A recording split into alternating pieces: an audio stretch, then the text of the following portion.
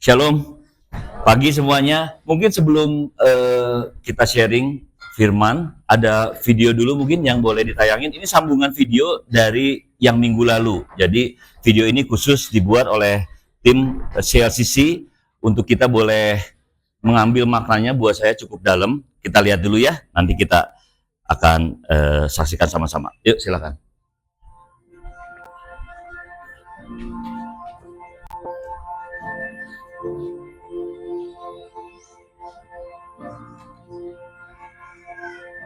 Pemulihannya bukan sekedar menambah retakan.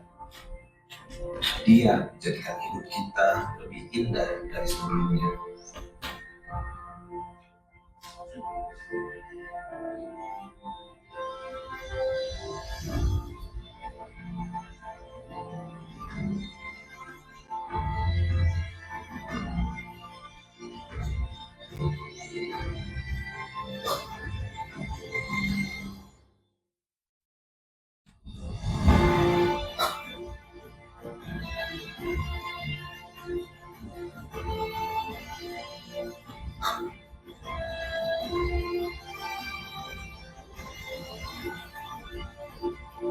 Inilah panggilan kita untuk hidup dalam rancangannya yang semula, memuliakan Dia lewat seluruh kehidupan kita.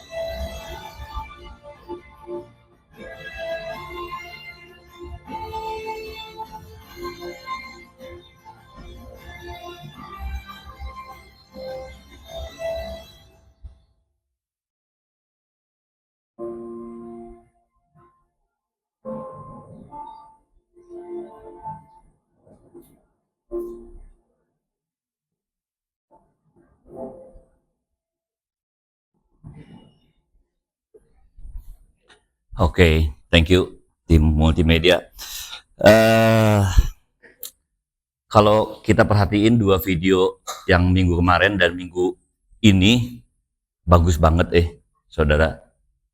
Kalau kita mau resapi maknanya, mungkin kalau saya boleh ngerasain, itu kok kayak keluarga saya dulu. Gitu ya. Tapi kita nggak mau bahas videonya, karena hari ini kita mau bahas yang lebih dalam dari itu. Desember ini kita sudah pasti akan bicara tentang Christmas gitu ya, tentang Natal. Nah,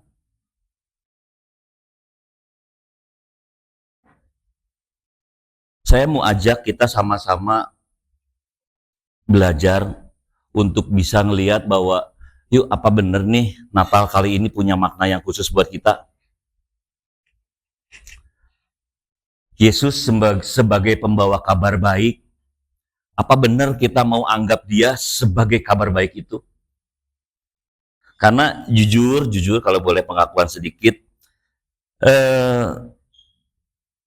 saya kalau meeting di kantor sama staff sama tim gitu ya, saya selalu punya patokan hari-hari besar, gitu ya. Kita sama-sama ya, kita coba lihat sama-sama ya. Ini kita anggap sekarang Natal nih, tahun baru, liburan. Sebentar lagi Imlek, betul ya? Sebentar lagi puasa, Lebaran. Udah gitu, liburan lagi, terus Idul Adha ya. Terus apa lagi? Natal lagi ya. Agustusan, oke, tambahannya Tante Ming Agustusan ya. Oke, jadi ini jangan-jangan nih, saya juga mikir Natal tuh jadi pembatas waktu semata. Natal jadi cuman sebagai satu pengingat bahwa kita mau libur lagi. Atau Natal benar-benar membawa sesuatu. Dirayakan, Natal dirayakan, dianggap penting, oke. Tapi yuk, hari ini kita mau belajar sama-sama jadikan Natal menjadi sesuatu momen yang akan merubah hati kita secara radikal, secara berbeda. Kenapa? Karena kita punya Tuhan Yesus yang berbeda. Dia satu-satunya raja yang berbeda dibanding dengan raja-raja yang pernah ada di dunia ini. Oke. Beruntung banget, bersyukur banget karena beberapa mungkin setahun 2 tahun ini di CRCC khususnya di para leader kita diperkenalkan satu pengertian tentang cerita Tuhan yang tidak lengkap. Kalian juga Bapak Ibu Saudara juga pernah disinggung ini karena beberapa pembicara seperti Pastor Andi juga Pastor Surya juga pernah menyinggung ini. Nah, sejauh ini kita mungkin hanya tahunya ini tentang kejatuhan dosa, lalu Yesus hadir dan menyelamatkan kita. Tapi yuk kita mau ajak lebih dalam lagi bahwa yang sesungguhnya kita mau belajar ini. Yuk, kita kembali lagi sebelum kejatuhan manusia, Tuhan menciptakan alam semesta ini. Tuhan menciptakan kita dengan tujuan yang spesifik, dengan tujuan-tujuan yang mulia. Untuk apa? Nanti kita akan belajar. Lalu juga kita akan belajar tentang kejatuhan, lalu juga ada penebusan, dan pada akhirnya ada pemulihan.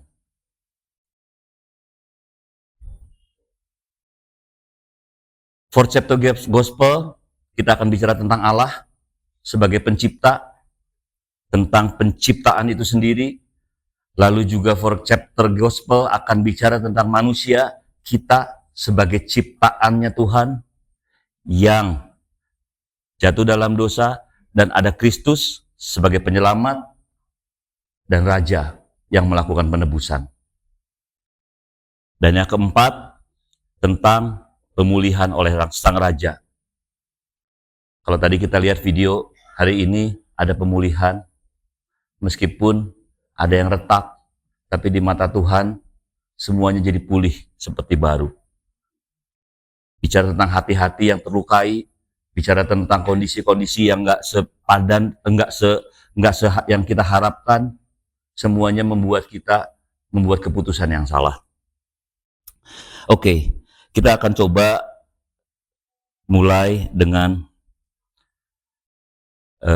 ayat ini. Kita akan coba bahas, kita akan belajar tentang penciptaan di Kejadian 1 ayat 27 sampai 28. Saya akan bacakan buat saudara semua. Maka Allah menciptakan manusia itu menurut gambarnya, menurut gambar Allah diciptakannya dia, laki-laki dan perempuan diciptakannya mereka. Saya memahami ayat ini sebagai begini, serupa dan segambar dengan Allah bicara tentang kita pada awalnya dianugerahkan karakter-karakter yang baik, yang sama seperti yang Allah miliki. Adil, setia, penuh kasih. Dan manusia diberikan kepercayaan penuh oleh Allah. Kalau minggu lalu Pastor Theo ada cerita tentang Adam dan Hawa, lalu jangan sampai ada bertanya kenapa Tuhan menciptakan pohon terlarang itu ya. Jadi jangan nyalahin pohonnya. Kan gitu ya, sama kayak kita juga nyalahinnya keadaannya, nyalahinnya juga situasinya gitu. Tapi kalau ada yang mau bertanya lebih dalam itu nanti silahkan tanya ke Pastor Theo aja, karena itu pendalaman yang butuh hikmat banget gitu ya. Kenapa Tuhan menciptakan pohon dan buah apel itu? Tapi saat itu Tuhan memberikan satu kebebasan buat manusia untuk memilih, untuk menggunakan hatinya. Ya karena mungkin Tuhan sudah kasih kepercayaan. Di ayat 28, Allah memberkati mereka, lalu Allah berfirman kepada mereka, beranak cuculah dan bertambah banyak, penuhilah bumi dan taklukkanlah itu, berkuasalah atas ikan-ikan di laut, dan burung-burung di udara, dan di atas segala binatang yang merayap di bumi. Saudara, ternyata Tuhan memberikan tugas yang spesifik buat kita. Kita diciptakan bukan jadi manusia yang seada-adanya. Tapi Tuhan mau kita melakukan apa yang Dia mau, apa yang Dia create, apa yang Dia ciptakan, apa yang Dia mau kita dapatkan, apa yang mau kita jalankan. Dan Dia bekali kita dengan kepercayaan, dengan kuasa, dengan kesanggupan memerintah, diberi kapasitas untuk mengelola dan mengembangkan dunia seperti cara Allah memerintah, adil, bijaksana, dan penuh kasih. Tuhan punya harapan itu kepada ciptaannya. Manusia sebelum dikasih tugas, kalau kita mau renungkan ayat ini lebih dalam, ternyata sebelum manusia dikasih tugas itu, Tuhan udah memberikan kuasa, memberikan sesuatu yang kita nggak miliki sebelumnya untuk kita bawa, untuk kita pakai. Kita diberkati lebih dulu sebelum kita punya pekerjaan. Kita diberkati lebih dulu sebelum kita boleh menikmati apa yang Tuhan berikan buat kita. Jadi begitu berharganya ya manusia di mata Tuhan. Manusia punya hubungan yang gak bisa dipisahkan sama Tuhan sebagai pencipta. Oke. Di Yesaya 43 ayat 7, semua orang yang disebutkan dengan namaku yang dikuciptakan untuk kemuliaanku. Jadi kalau boleh saya dapat perenungan ini bahwa kita sebagai ciptaan Tuhan, tugas kita hanya untuk memuliakan Tuhan. Lewat apapun yang Tuhan percayakan sama kita, tugas kita hanya memuliakan Tuhan.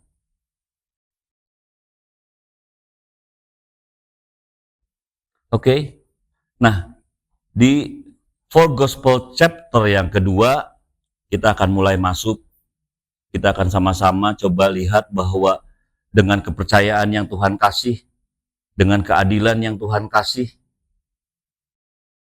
dengan segala hal yang Tuhan percayakan, ada keputusan salah yang kita ambil, manusia mulai jatuh. Sekali lagi, jangan nyalahin pohonnya, jangan nyalahin iblisnya.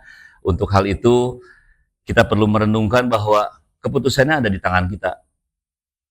Kita tahu, Tuhan sudah menganugerahkan kuasa. Kita diizinkan untuk tahu mana yang benar, mana yang salah, tapi kita juga punya pertimbangan yang mungkin nggak sama apa yang Tuhan kasih. Oke, di Roma 3 ayat 23, karena semua orang telah berbuat dosa dan telah kehilangan kemuliaan Allah. Jadi bisa dibayangkan, kita ditujukan untuk memuliakan Dia, tapi karena kita jatuh dalam dosa, kita nggak lagi berpikir tentang memuliakan Dia, tapi kita jadi memikirkan kemuliaan kita sendiri.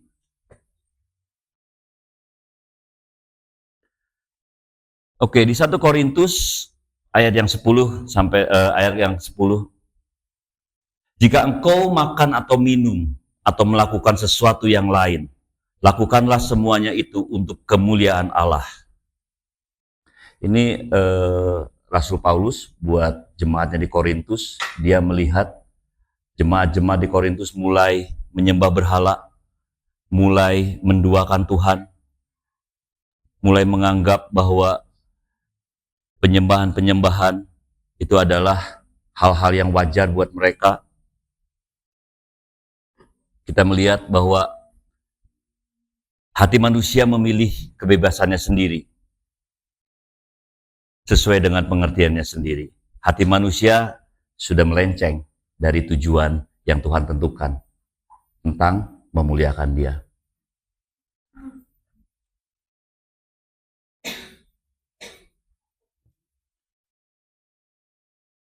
Semua orang sama. Setuju nggak sih Bapak Ibu Saudara? Buat setiap kita yang hadir di sini, kita nggak ada yang sempurna ya. Kita mau mengakui enggak bahwa hari-hari ini banyak hal yang kita lakukan melenceng dari tujuannya Tuhan.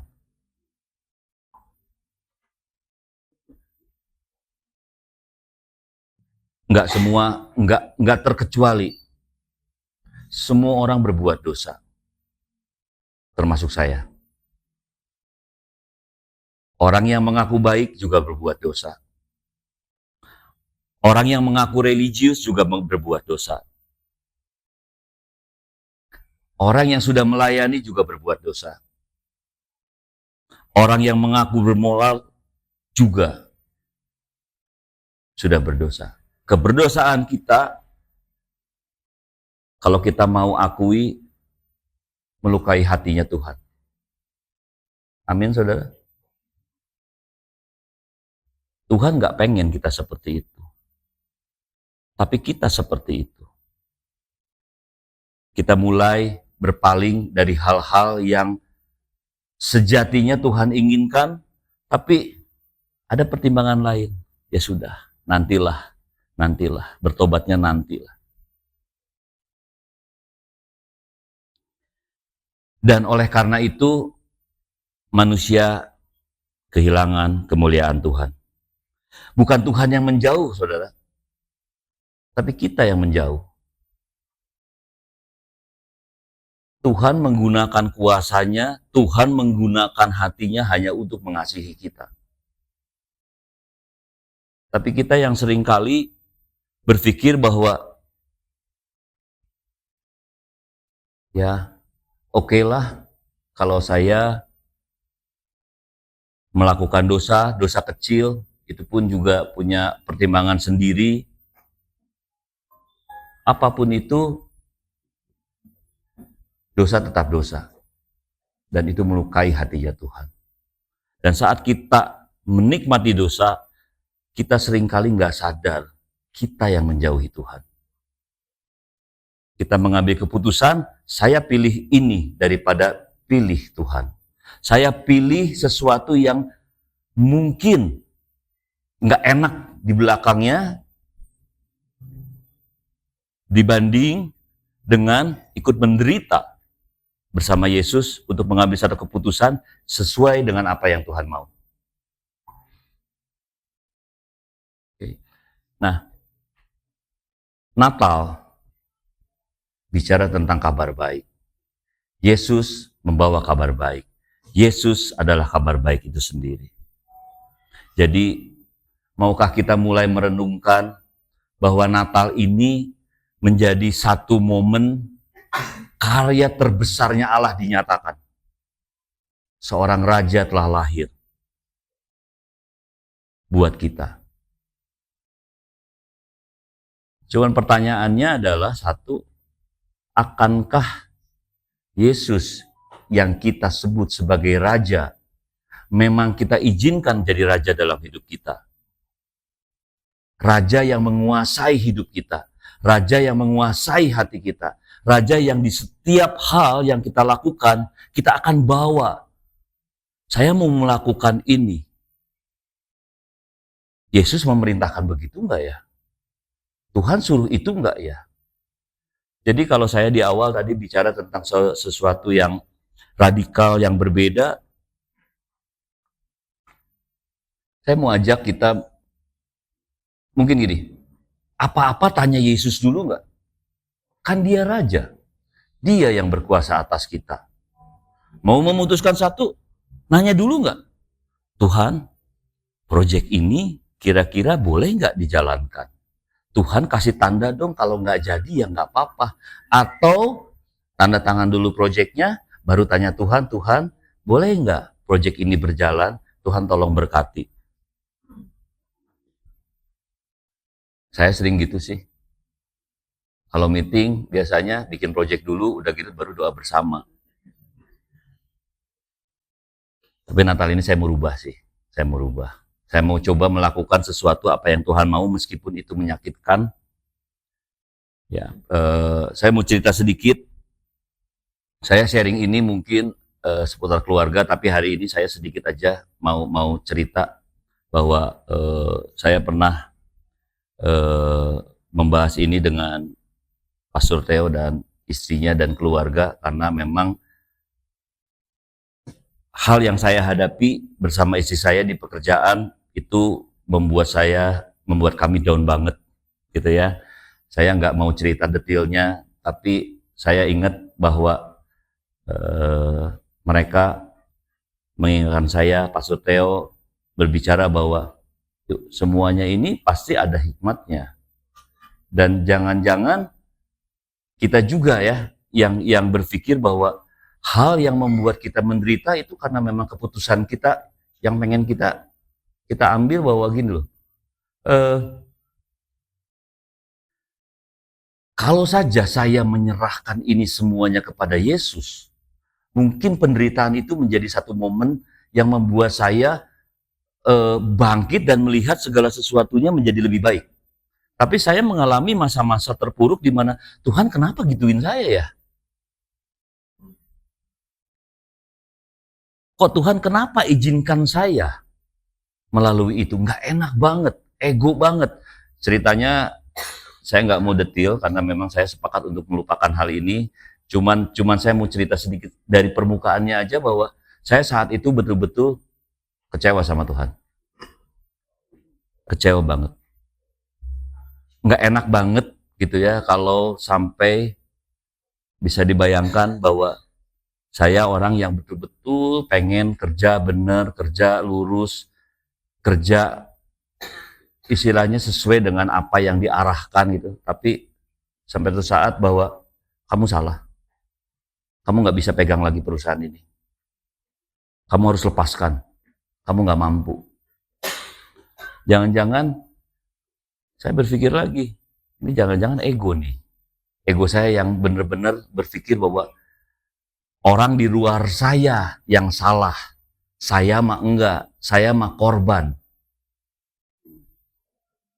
Tapi setelah ngobrol sama keluarga, ada Pak Suteo, ada Sien juga, ada Kobuhe juga, karena saya juga terus cari orang-orang yang mengelilingi saya yang bisa memberikan kekuatan. Kobuhe bilang sama saya, Isman, Aai, masalah ini kalau mau kalian lihat sebagai momen kamu dikorbankan, oke, nggak salah juga.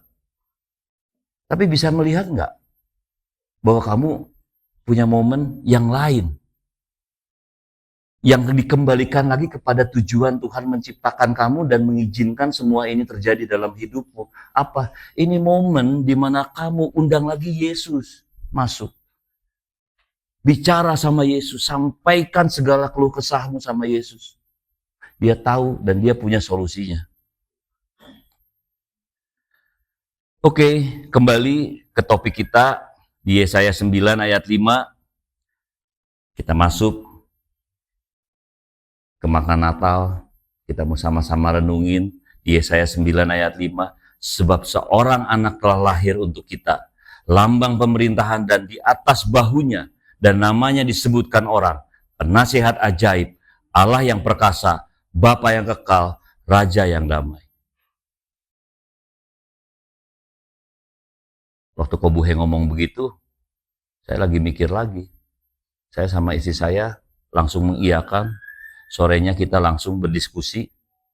Kenapa ya yang ngasih nasihat sama kita kok bikin kita sakit? Kok kita disuruh melepaskan itu semua? Kok kita disuruh mengampuni? Ya. Sampai pada akhirnya hari ini saya juga nggak tahu, nggak sengaja kenapa saya dijadwalkan untuk sharing di bulan pertama, di minggu pertama di bulan Desember. Harusnya Ko Surya yang punya kewajiban itu. Jadi saya juga mulai berpikir bahwa apa makna Natal terdalam buat dalam hidup saya, bahwa balik lagi Tuhan merencanakan penyelamatan manusia. Kelahiran Yesus bicara tentang Tuhan merencanakan penyelamatan saya. Tuhan gak mau saya melenceng lagi dari tujuannya Dia. Dengan segala permasalahan hidup, mungkin itu salah satu yang saya alami, Bapak Ibu Saudara mungkin mengalami hal yang lain yang mungkin lebih berat dari saya. Kehilangan pasangan, kehilangan pekerjaan. Di anak-anak home saya, ya jujur lagi banyak sekali anak-anak home yang kehilangan pekerjaan sampai hari ini, yang masih bergumul. Penyelamatan manusia itu dimulai dari inisiatifnya Allah dan bukan usaha manusia. Jadi apapun yang kita kerjakan, apapun kebaikan-kebaikan yang kita kerjakan, tidak akan membuat Tuhan berhenti berinisiatif untuk menyatakan kemuliaannya atas hidup kita. Yesus diberikan otoritas penuh oleh Allah untuk menyelamatkan manusia. Lewat perjalanan hidup kita, lewat pergumulan hidup kita, Yesus dikasih kuasa. Yesus hadir. Yesus lahir untuk hadir dalam hidup kita, untuk menguasai hati kita, pikiran kita, kehidupan kita, meskipun secara duniawi itu nggak sesuai dengan keinginan kita. Tapi Yesus bilang, kembali kepada tujuan yang semula. Tuhan menciptakan kita, memuliakan Tuhan. Di Roma 5 ayat yang ke-1, sebab itu kita yang dibenarkan karena iman, kita hidup dalam damai sejahtera dengan Allah karena Tuhan kita Yesus Kristus. Natal selalu identik dengan damai. Kita ngerayain Natal, damai. Setelah nggak ngerayain, stres lagi. Kemarin happy ya, ada Golden Fellowship, ini yang kedua kali. Saya nggak panggil Oma lah ya, kalau Oma terlalu tua ya, karena saya juga panggil Tante Ming ya, tante-tante gitu ya, cici-cici, koko-koko kemarin yang usia 55 ke atas, kemarin merayakan Natal di tempat ini, wah meriah banget, pecah banget gitu ya. Mudah-mudahan masih ada hari ini disambung dengan ibadah hari ini. Nanti minggu depan tanggal 13 kita merayakan Natal sama-sama di sini, tanggal 14-nya di PVJ, CLCC semua kita merayakan. Nanti begitu masuk selesai, terus liburan, pusing lagi, stres lagi, mudah-mudahan enggak gitu ya. Makanya hari ini kita mau belajar sama-sama tentang apa yang mau kita maknai tentang Natal, tentang kelahiran Yesus. Radikal, berbeda dari yang udah-udah. Oke, Yesus Raja Damai. Oke. Yuk kita renungin. Hari ini kalau masih ada yang gelisah, hari ini kalau masih ada yang terpuruk, masih ada yang merasa punya beban, Allah menghadirkan Yesus untuk mendamaikan dosa-dosa kita dengan Allah. Yesus mendamaikan manusia dengan hati kita sendiri. Kalau hari-hari ini masih ada yang merasa bahwa apapun yang kita alami betul-betul nggak enak, mungkin ada yang lagi lepas kontrol, penguasaan diri lagi kemana-mana, lagi pengennya marah-marah, lagi banyak kesedihan, lagi banyak pikiran. Yuk, Yesus ada buat kita. Yesus ada buat kita. Dan itulah tujuannya Yesus hadir. Tujuannya Yesus lahir. Yuk berdamai dengan hati kita sendiri. Karena banyak hal-hal yang mungkin kita nggak sadar itu jadi berhala kita. Dan berhala itu nggak bicara tentang penyembahan-penyembahan patung-patung semata, tapi tentang hal-hal yang dilakukan lebih daripada kita mengutamakan Tuhan dalam hidup kita. Berhala bicara tentang kepahitan, berhala tentang kekhawatiran. Jadi jangan salah bahwa kalau kita kekhawatiran yang terus-menerus, kata orang bisa jadi sombong loh. Kita yang khawatir terus hidupnya, yang serba mikirnya negatif, jangan-jangan sombong. Kenapa? Karena nggak mengandalkan Tuhan untuk mengatasi masalah-masalah hidup kita.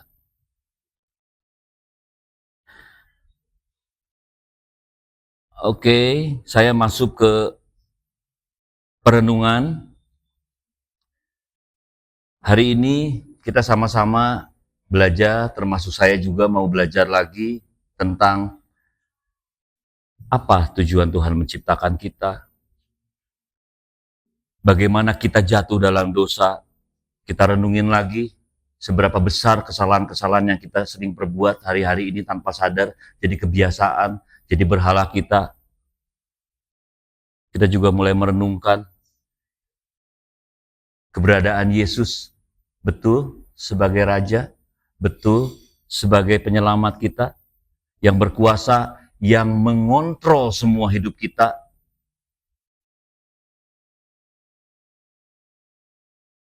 Damai yang Yesus bawa bukan sekedar perasaan, tapi pemulihan hubungan manusia dengan Allah. pemulihan hubungan dengan diri sendiri, dengan hati sendiri, dan dengan sesama. Damai yang sejati bukan tercipta dari situasi yang sempurna, tapi dari hubungan yang dipulihkan oleh Allah. Kalau hari ini saya juga berdoa, masih berat untuk bisa mengampuni orang-orang yang benar-benar menyakiti saya, tapi saya juga mau ambil keputusan. Tuhan mampukan saya nggak mampu. Cuman Tuhan yang mampu. Hanya Tuhan yang mampu. Nggak gampang, banyak alasan untuk kita bisa bilang bahwa dia layak diperlakukan seperti itu. Orang itu layak mendapatkan hukuman seperti itu. Orang itu nggak perlu saya ajak ngomong. Orang itu perlu saya jauhi. Tapi Tuhan bilang, hatimu sudah pulih. Hatimu punya Yesus. Hidupmu punya Yesus. Apalagi? Apa yang kurang dalam hidup kita selain kita punya Yesus? Karena Yesus satu bagian dari rencana Tuhan buat kita. Dalam kekacauan, dalam pergumulan kita tetap utuh, tetap damai, tetap percaya. Tuhan pegang kendali. God is control buat hidup kita. Karena Raja Damai tinggal di dalam kita.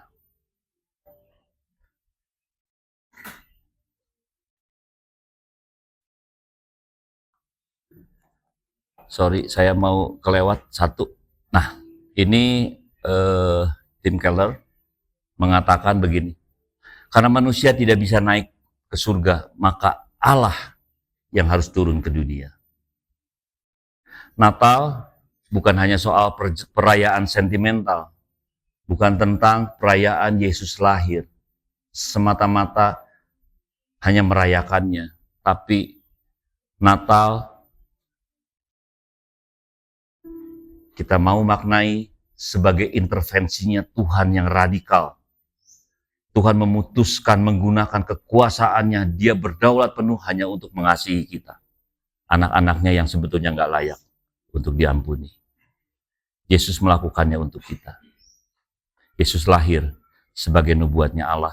Yesus lahir sebagai rencana Allah untuk memulihkan kita, memulihkan hati kita. Yuk kembali kepada damai yang sejati. Yuk kembali, hari-hari ini dunia nggak makin baik. Dunia makin jahat. Kenapa? Karena keberdosaan manusia.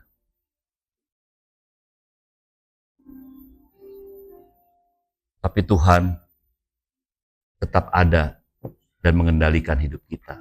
Yuk, maukah kita sama-sama bawa hati kita untuk jadi anak-anak Allah yang radikal, yang ada apapun tanya, Yesus, di mana engkau? Yesus, aku butuh engkau. Yesus, engkau hadir untuk aku. Tanpa engkau, aku gak bisa. Hati ini terlalu lemah. Pikiran ini terlalu kacau. Yuk sama-sama kita renungkan bahwa kabar baik itu harus diterima. Setuju Bapak Ibu? Yesus betul-betul hadir untuk kita. Dan hari ini Yesus mengulurkan tangannya untuk kita. Dan hari-hari ke depan dan selamanya dia ada untuk kita. Kalau hidupmu penuh ketakutan, dia berkata, aku damai sejahteramu. Kalau hari ini, di antara kita ada yang merasa nggak layak, penuh dosa, dia berkata, kasihku lebih besar daripada dosa-dosa kita. Dan kalau hari ini, kita merasa nggak ada jalan keluar dalam pergumulan hidup kita, Tuhan Yesus bilang, akulah jalan. Kenali yuk Allah kita. Kenali suaranya.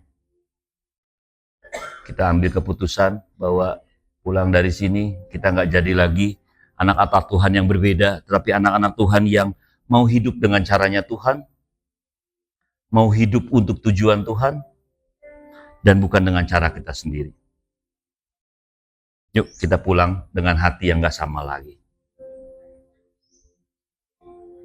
Sama-sama kita maknai Natal ini secara berbeda karena Yesus Raja yang berbeda.